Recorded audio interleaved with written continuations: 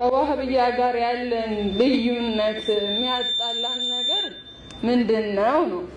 አብዛኛው ሰው አሁን የሚመስለው ይሄ ቡና ስለምናፈላኛ ወላ መውሊድ ስለምናወጣ እነዚህ ተራ ችግሮች ነው ከነሱ ጋር ያለብን የሚመስለው።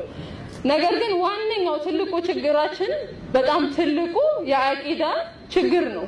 በቃ ትልቁ ችግራችን ካልሆነ በምንም አንጣላም።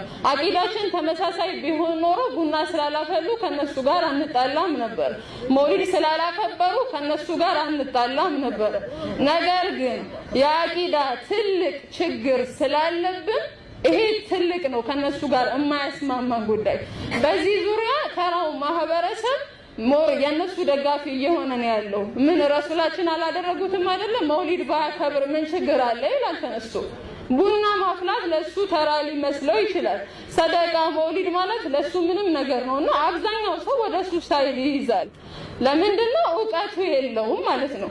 የአቂዳ ተውሂድ ምንድነው ምናምን ብንለው አብዛኛው ተራ ሰው በእርግጠኝነት አያውቀውም። ምንድነው ከነሱ ጋር የሚያጣላን? በአቂዳ ብንስማማ ኖሮ እንደው መጅሊሱ ጋር ያለው ችግር ራሱ እንደዚህ ችግር አይሆንብንም ነበር።